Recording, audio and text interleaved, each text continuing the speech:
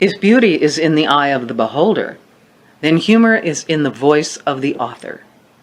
Hello and welcome back to my writing journey. I'm Byerrum, author of The Crime of Fashion Mysteries, some plays, some short stories, and the soon-to-be issued Crook Tales for Two. I'm still thinking about humor this week, and basically how humor reflects voice, the voice of the author.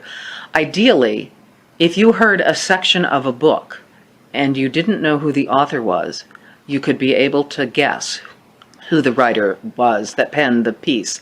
Today, let's look at humor and how voice expresses it. I'm just going to read a couple of selections today. The first one is by the late, great Elizabeth Peters, her Amelia Peabody books, The Last Camel Died at Noon.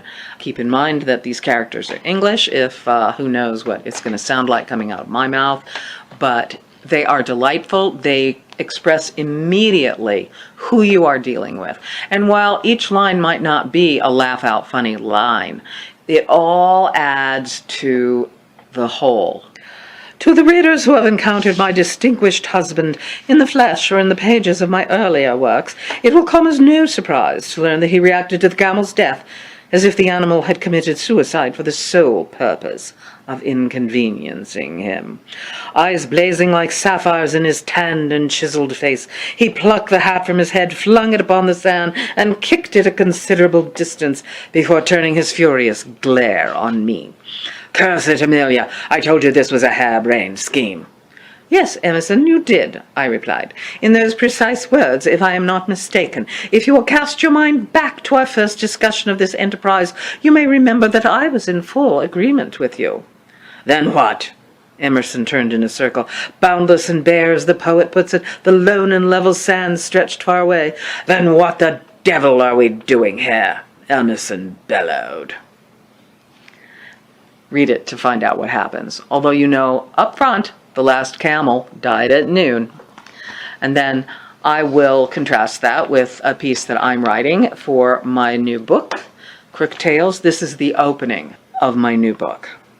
It occurred to me that if I hadn't tried to do a good deed and return the gold watch Mr. Scavullo left at the lunch counter, I wouldn't be held at gunpoint by a stranger.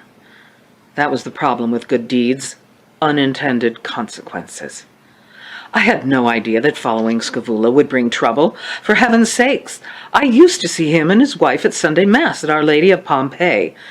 Rumors that he was involved with the mafia were just that. Rumors. I'd paid no attention to them. And here I was, frozen with fixed gaze on the man with the gun. Was he going to shoot me? People were killed every day in New York City. But it wasn't my time to go. Women had the power and the vote now. Prohibition was over, and my play, my first play in this city, was about to open in an almost respectable Broadway theater in a matter of days. I was only 25. There was no way I was going to end up shot dead in an empty elementary school. However, the man with the gun didn't know that.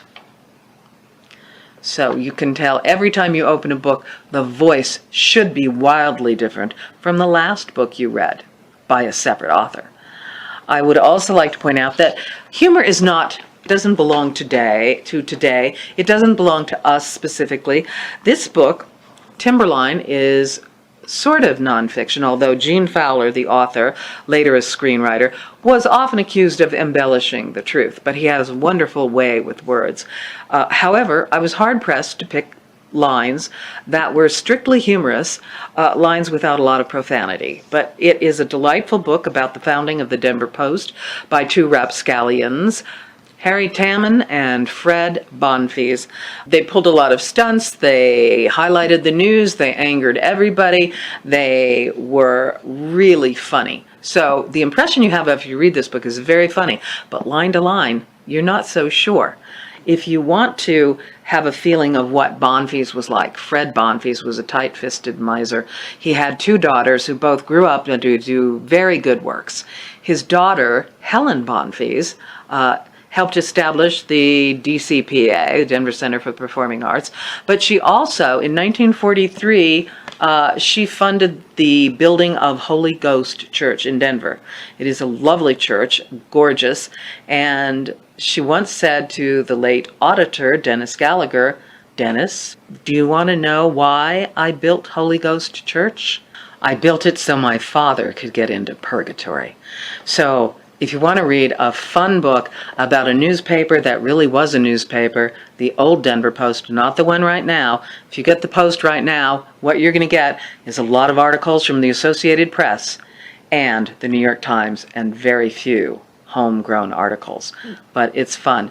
And I have a few recommendations for books for humor if you want to read a funny mystery. I can highly recommend Alan Bradley's The Flavia de Luce series.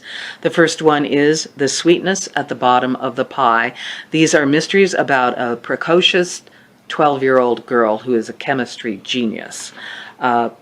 I have heard great things. I haven't read it yet, but Finley Donovan is Killing It by L. Cosimano has raves, so I would recommend that you check that out. And also, I was going to read from Janet Ivanovich's, from One for the Money, but when I read over it, I had a lot of #MeToo moments. If you like your comic mystery with a bit of raunch, at least the first few books are very funny. Try Janet Ivanovich. Until next week, when I'll talk about different types of humor, keep reading, read something funny. Bye.